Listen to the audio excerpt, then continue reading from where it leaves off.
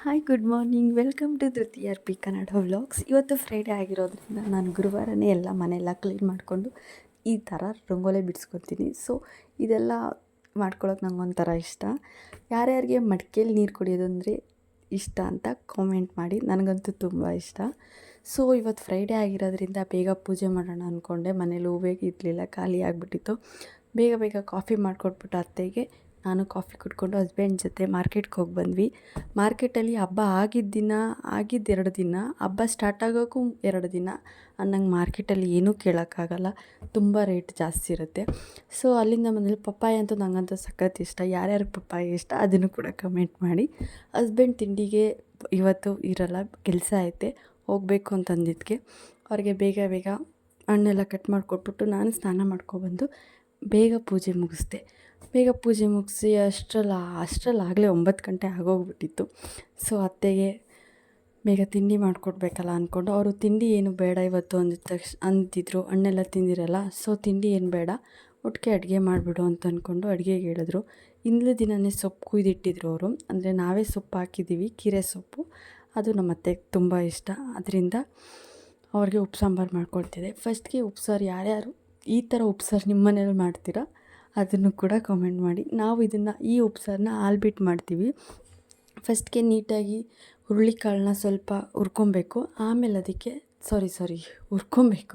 ಹುರ್ಕೊಂಡಾದಮೇಲೆ ಅದನ್ನು ಸಪ್ರೇಟ್ ಎತ್ತಿಟ್ಕೊಂಡು ಅದಕ್ಕೊಂದು ಸ್ವಲ್ಪ ಎಣ್ಣೆ ಹಾಕ್ಬಿಟ್ಟು, ಹಾಗೆ ಸ್ವಲ್ಪ ಬೆಳ್ಳುಳ್ಳಿನ ಕ್ರಷ್ ಮಾಡಿ ಹಾಕಿ, ನಂತರ ಸೊಪ್ಪನ್ನ ಹಾಕ್ಬೇಕು. ಒಳಗಡೆ ಸೊಪ್ಪು ಹಾಕಿ ನೀಟಾಗೆಲ್ಲ ಫ್ರೈ ಆದಮೇಲೆ ಅದಕ್ಕೆ ಸ್ವಲ್ಪ ಒಂದು ಗ್ಲಾಸಷ್ಟು ನೀರು ಹಾಕಿ ಚೆನ್ನಾಗಿ ಕುದಿಸ್ಕೋಬೇಕು. ನಂತರ ಉಪ್ಪು ಹಾಕ್ಕೊಂಡು ಆಮೇಲೆ 1 ಗ್ಲಾಸ್ ಹಾಲು ಹಾಕ್ಕೊಂಡು ಸ್ವಲ್ಪ ಬೆಚ್ಚಗೆ ಮಾಡ್ಕೋಬೇಕಷ್ಟೇ. ಜಾಸ್ತಿ ಕುದಿಸೋಕೆ ಹೋದರೆ ಹಾಲು ಒಡ್ಕೊಳ್ಳುತ್ತೆ. ಉಪ್ಪು ಸಾಂಬಾರು ಮಾಡಿದ್ಮೇಲೆ ಮುದ್ದೆ ಮಾಡಲಿಲ್ಲ ಅಂದರೆ ಆಗುತ್ತಾ? ನನಗಂತೂ ಮುದ್ದೆ ಸಖತ್ ಇಷ್ಟ, ಮುದ್ದೆ ಊಟ. ಉಪ್ಪು ಸಾಂಬಾರು ಮುದ್ದೆ ತಿಂದಿದ ತಕ್ಷಣ ಚೆನ್ನಾಗಿ ನಿದ್ದೆ ಬಂತು. ಸ್ವಲ್ಪ ನಿದ್ದೆ ಮಾಡಿದ್ದು ಸೌತೆಕಾಯಿ ಕಟ್ ಮಾಡಿಕೊಟ್ಬಿಟ್ಟು ಅತ್ತೆಗೂ ಕಟ್ ಮಾಡಿಕೊಟ್ಬಿಟ್ಟು ನಾನು ತಿಂದ್ಕೊಂಡು, ಹಾಗೆ ಬೆಳಿಗ್ಗೆ ಮಾಡಿದ್ದೆ ಮಧ್ಯಾಹ್ನಕ್ಕೂ ಅದೇ ಸ್ವಲ್ಪ ಇತ್ತು. ಸೊ ಅದನ್ನೇ ಹಸ್ಬೆಂಡ್ ಬಂದಿರಲಿಲ್ಲ, ನಾನು ನಮ್ಮ ಅತ್ತೆ ಅದನ್ನೇ ಮತ್ತೆ ಊಟ ಮಾಡ್ಕೊಂಡ್ವಿ. ಹಾಗೆ ಕಿಚನ್ಗೆ ತಂದುಬಿಟ್ಟು ನಾನು ಸ್ಪೈಸಸ್ ಬಾಟಲ್ಸ್ ಹಾಗೆ ಆಯಿಲ್ ಡಿಸ್ಪೆನ್ಸರ್ ಎಲ್ಲ ತರಿಸಿದ್ದೆ. ಸೊ ಮೀಶೋಯಿಂದ ಅದ್ರದ್ದು ಲಿಂಕ್ ಬೇಕಿದ್ದರೆ ನಾನು ಡಿಸ್ಕ್ರಿಪ್ಷನಲ್ಲಿ ಹಾಕಿರ್ತೀನಿ, ಚೆಕ್ ಮಾಡಿ ಬೇಕಿದ್ದರೆ ನಿಮಗೆ. ಆಯಿಲ್ದು ಬಾಟಲ್ಸ್ ಯಾಕೆ ತರಿಸಿದ್ದು ಅಂತಂದರೆ, ಮುಂಚೆ ಇದ್ದಿದ್ದು ಸ್ಟೀಲ್ ಬಾಕ್ಸಲ್ಲಿ ಇದ್ದಿದ್ದು. ಸೊ ಅದು ಬೇಗ ಗಲೀಜಾಗ್ತಿತ್ತು, ವಾರಕ್ಕೊಂದು ಸಲ ತೊಳೆದ್ರೂ ಬೇಗ ಗಲೀಜಾಗ್ತಿತ್ತು. ಅದು ಎಣ್ಣೆ ಎಲ್ಲ ಸ್ವಲ್ಪ ಚೆಲ್ಲೋಗ್ತಿದ್ರಿಂದ ನಾನು ಚೇಂಜ್ ಮಾಡೋಣ ಅಂತ ಅಂದ್ಕೊಂಡು ಹೊಸ ಬಾಟಲ್ಸ್ ತರಿಸಿದೆ. ನೋಡೋಕ್ಕೂ ಸ್ವಲ್ಪ ಲುಕ್ಕಾಗಿರುತ್ತೆ, ಚೆನ್ನಾಗಿರುತ್ತೆ ಅಂತ ಅಂದ್ಕೊಂಡು. ನಾನು ಕೂಡ ಬೇರೆ ಯಾವುದೋ ವ್ಲಾಗಲ್ಲಿ ನೋಡೇ ಬೇರೆ ಯೂಟ್ಯೂಬ್ ಚಾನಲ್ ನೋಡಿ ತರಿಸಿದ್ದು, ನನಗಿಷ್ಟ ಆಯಿತು ಅಂತ ಅಂದ್ಕೊಂಡು. ಸೊ ನಿಮಗೂ ಇಷ್ಟ ಆದರೆ ನಾನು ಡಿಸ್ಕ್ರಿಪ್ಷನಲ್ಲಿ ಲಿಂಕ್ ಹಾಕಿರ್ತೀನಿ, ಬೇಕಾದ ತರಿಸ್ಕೊಳ್ಳಿ. ಸೊ ಚೇಂಜ್ ಮಾಡುವಾಗೆಲ್ಲ ಸ್ವಲ್ಪ ಚೆಲ್ಲೋಯ್ತು. ಸೊ ಯಾರೂ ಪರ್ಫೆಕ್ಟಾಗಿರಲ್ಲ, ಪರ್ಫೆಕ್ಟಾಗಿ ಹಾಕ್ಕೊಳ್ಳೋಕ್ಕೂ ಆಗೋಲ್ಲ. ಅದು ಓಲು ಸ್ವಲ್ಪ ಕಡಿಮೆ ಇರೋದ್ರಿಂದ ಚೆಲ್ಲೋಗ್ತಿತ್ತು. ಸೊ ನಾವು ಮನೇಲಿ ಏನಂತಂದರೆ, ಉಪ್ಪು ಖಾಲಿ ಆದರೆ, ಅರಿಶಿನ ಪುಡಿ ಖಾಲಿ ಆದರೆ ಇದನ್ನೆಲ್ಲ ಖಾಲಿ ಆಯಿತು ಅಂತ ಹೇಳ್ಬಾರ್ದಂತೆ. ಅದು ಖಾಲಿ ಆಗೋಷ್ಟರಲ್ಲಿ ತಂದು ಎತ್ತಿಟ್ಕೋಬೇಕು ಅಂತ ಹೇಳಬೇಕು ಅಂತ ಹೇಳ್ತಾರೆ. ಸೊ ನಾನು ಅದನ್ನೇ ಫಾಲೋ ಮಾಡ್ತಿದ್ದೀನಿ. ಸೊ ಆ ಗ್ರಾಸರೀಸ್ ಎಲ್ಲ ಏನಕ್ಕೆ ಇಟ್ಟಿದ್ದೀನಿ ಅಂತಂದರೆ, ರಾಗಿ ಮಿಲೆಟ್ ಮಾಡ್ಕೋಬೇಕಿತ್ತು, ರಾಗಿ ಮಾಲ್ಟು.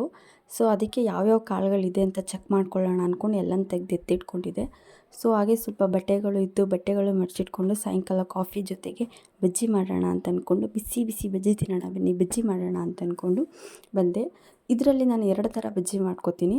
ಒಂದು ನಾರ್ಮಲ್ ಬಜ್ಜಿ ಮೆಣಸಿನ್ಕಾಯಿ ಜೊತೆಗೆ ಹಾಗೆ ಕಡಲೆ ಹಿಟ್ಟು, ಸ್ವಲ್ಪ ಚಿಲ್ಲಿ ಪೌಡರ್, ಉಪ್ಪು ಮಿಕ್ಸ್ ಮಾಡಿಕೊಂಡು, ಇನ್ನೊಂದು ಒಂದೇ ಒಂದು ಚಿಕ್ಕ ಆನಿಯನ್ ಕಟ್ ಮಾಡಿಕೊಂಡು ಸಣ್ಣದಾಗಿ ಕಟ್ ಮಾಡ್ಕೋಬೇಕು. ಅದಕ್ಕೆ ಸ್ವಲ್ಪ ಚಿಲ್ಲಿ ಪೌಡರ್ ಮಿಕ್ಸ್ ಮಾಡಿಕೊಂಡು ಮೆಣಸಿನ್ಕಾಯಿ ಒಳಗಡೆಗೆ ಫಿಲ್ ಮಾಡ್ಕೋಬೇಕು. ಅದು ಒಂದು 3 ಮಾತ್ರ ಮಾಡ್ಕೊಂಡಿದ್ದೆ, ಯಾಕೆಂದರೆ ಖಾರ ಜಾಸ್ತಿ ಇರಲಿ ಅನ್ನೋದಕ್ಕೋಸ್ಕರ ನಾನು ಒಂದು 3 ಹಾಕ್ಕೊಂಡಿದ್ದೆ. ಅತ್ತೆಗೆ ನಾರ್ಮಲಾಗಿ ಬಜ್ಜಿ ಮಾಡಿಕೊಟ್ಟಿದ್ದೆ.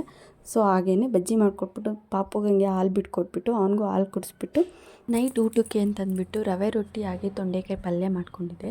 ಸೊ ತೊಂಡೆಕಾಯಿ ಪಲ್ಯ ಮಾಡ್ಕೊಳ್ಳೋಕ್ಕೆ ಫಸ್ಟ್ಗೆ ನಾವು ತೊಂಡೆಕಾಯಿನ ಚಿಕ್ಕದಾಗಿ ಕಟ್ ಮಾಡಿ ಇಟ್ಕೊಂಡು 1 ಕೂಗಿಸ್ಕೋಬೇಕು. ಅದಕ್ಕೆ ಸ್ವಲ್ಪ ಉಪ್ಪು ಹಾಗೆ ಸ್ವಲ್ಪ ಅರಿಶಿನ ಪುಡಿ ಹಾಕ್ಕೊಂಡು ಕೂಗಿಸಿಟ್ಕೋಬೇಕು. ನೆಕ್ಸ್ಟು ರೊಟ್ಟಿಗೆ ಅಂತಂದ್ಬಿಟ್ಟು 1 ಕಪ್ ಆಗೋಷ್ಟು ರವೆ ಹಾಗೆ ಸ್ವಲ್ಪ ಮೈದಾ ಹಿಟ್ಟು ಹಾಕ್ಕೊಂಡು, ಅದ್ರ ಜೊತೆಗೆ ಈರುಳ್ಳಿ ಹಾಗೆ ಕ್ಯಾರೆಟ್ ಮತ್ತು ಸಬ್ಸಿಗೆ ಸೊಪ್ಪು, ಮೆಂತ್ಯ ಸೊಪ್ಪು, ಪಾಲಕ್ ಸೊಪ್ಪು ಜೊತೆಗೆ ಸ್ವಲ್ಪ ಕರಿಬೇವಿನ ಸೊಪ್ಪು, ಕೊತ್ತಂಬರಿ ಸೊಪ್ಪು ಮಿಕ್ಸ್ ಮಾಡಿಕೊಂಡು ಹಾಕ್ಕೊಬೇಕು. ಇನ್ನು ಮಸಾಲೆಗೆ ನಾನು ತೊಂಡೆಕಾಯಿ ಪಲ್ಯಕ್ಕೆ ಮಸಾಲೆ ರೆಡಿ ಮಾಡ್ಕೊತಿದ್ದೀನಿ. ಇದಕ್ಕೆ ಸ್ವಲ್ಪ ಕಾಯಿ ಹಾಗೆ ಕಡಲೆಬೇಳೆ, ಉದ್ದಿನಬೇಳೆ, ಖಾರದ ಮೆಣಸಿನ್ಕಾಯಿ ಜೊತೆಗೆ ಸ್ವಲ್ಪ ಮೆಂತ್ಯ ಕಾಳು ಹಾಕ್ಕೋಬೇಕು. ನಾನು ಹಾಕ್ಕೊಂಡಿಲ್ಲ, ಬೇಕಾದರೆ ನೀವು ಹಾಕ್ಕೊಬೋದು. ತೊಂಡೆಕಾಯಿನ ಒಂದು ಕೂಗಿಸ್ಕೊಂಡು ಅದನ್ನ ಕೂಲ್ ಆಗಕ್ಕೆ ಬಿಡಬೇಕು. ಅದಕ್ಕೆ ಒಗ್ಗರಣೆ ರೆಡಿ ಮಾಡ್ಕೋಬೇಕು. ಕಡಲೆಬೇಳೆ, ಉದ್ದಿನಬೇಳೆ, ಸ್ವಲ್ಪ ಸಾಸಿವೆ ಎಲ್ಲ ಹಾಕಿ ಒಗ್ಗರಣೆ ಮಾಡಿಕೊಂಡು ಅದ್ರ ಜೊತೆಗೆ ರುಬ್ಬಿರೋ ಖಾರ ಹಾಕ್ಕೊಂಡು ಲಾಸ್ಟಲ್ಲಿ ತೊಂಡೆಕಾಯಿ ಹಾಕ್ಕೊಂಡು ಅದಕ್ಕೆ ಸ್ವಲ್ಪ ಹುಣಸೆ ಹುಳಿ ಬಿಟ್ಕೋಬೇಕು. ಆಮೇಲೆ ಸ್ವಲ್ಪ ಅದಕ್ಕೆ ಗರಂ ಮಸಾಲ ಮತ್ತು ಧನಿಯಾ ಪೌಡರ್, ಚಿಲ್ಲಿ ಪೌಡರ್, ಲಾಸ್ಟಲ್ಲಿ ಉಪ್ಪು ಹೇಗಿದೆ ಅಂತ ನೋಡ್ಕೊಂಡು ಸ್ವಲ್ಪ ಉಪ್ಪು ಹಾಕ್ಕೊಂಡು ಲಿಡ್ ಕ್ಲೋಸ್ ಮಾಡಿದ್ರೆ ಅಲ್ಲಿಗೆ ತೊಂಡೆಕಾಯಿ ಪಲ್ಯ ಮುಗೀತು. ಹಾಗೆ ಸ್ವಲ್ಪ ಕೊತ್ತಂಬರಿ ಸೊಪ್ಪು ಮೇಲೆ ಹಾಕ್ಕೊಬೇಕು. ಪಲ್ಯ ಆಗಿದ ತಕ್ಷಣವೇ ರೊಟ್ಟಿಗೆ ರೆಡಿ ಮಾಡಿಕೊಂಡೆ, ರೊಟ್ಟಿ ಹಾಕೋಕ್ಕೆ. ಸೊ ನಾವು ರೊಟ್ಟಿ ಕಲಿಸ್ಕೋಬೇಕಾದ್ರೆ ಸ್ವಲ್ಪ ನೀರು ಬಿಟ್ಟೇ ಕಲಿಸ್ಕೋಬೇಕು. ಯಾಕೆಂದರೆ ರವೆ ಇರೋದ್ರಿಂದ ರವೆ ಸ್ವಲ್ಪ ಅರಳ್ಕೊಳ್ಳುತ್ತೆ, ಸ್ವಲ್ಪ ದಪ್ಪ ಆಗುತ್ತೆ. ಅದರಿಂದ ನಾವು ಹಾಕೊಳ್ಳೋಷ್ಟರಲ್ಲಿ ಅದು ಕರೆಕ್ಟ್ ಅದಕ್ಕೆ ಬರುತ್ತೆ. ಅದಕ್ಕೆ ಸ್ವಲ್ಪ ನೀರಿದ್ದಂಗೆ ಕಲಿಸ್ಕೊಳ್ಳಿ. ಸೊ ಹಸ್ಬೆಂಡ್ ಬರೋದು ಲೇಟ್ ಆಗುತ್ತೆ ಅಂದರೆ ಸೊ ಅವ್ರಿಗೂ ರೊಟ್ಟಿನ ಹಾಟ್ ಬಾಕ್ಸ್ಗೆ ಹಾಕಿಟ್ಬಿಟ್ಟು ಅಷ್ಟು ಕಿಚನೆಲ್ಲ ಕ್ಲೀನ್ ಮಾಡಿಕೊಂಡು ಹಾಗೆ ಡ್ರೈ ಫ್ರೂಟ್ಸ್ ಸ್ಮೂತಿಗೆ ಅಂದ್ಬಿಟ್ಟು ಡ್ರೈ ಫ್ರೂಟ್ಸ್ನೆಲ್ಲ ನೆನೆಯಕ್ಕಿಟ್ಟು ಊಟ ಮಾಡಿಕೊಂಡು ನನ್ನ ಇವತ್ತಿನ ದಿನನ ಮುಗಿಸ್ದೆ.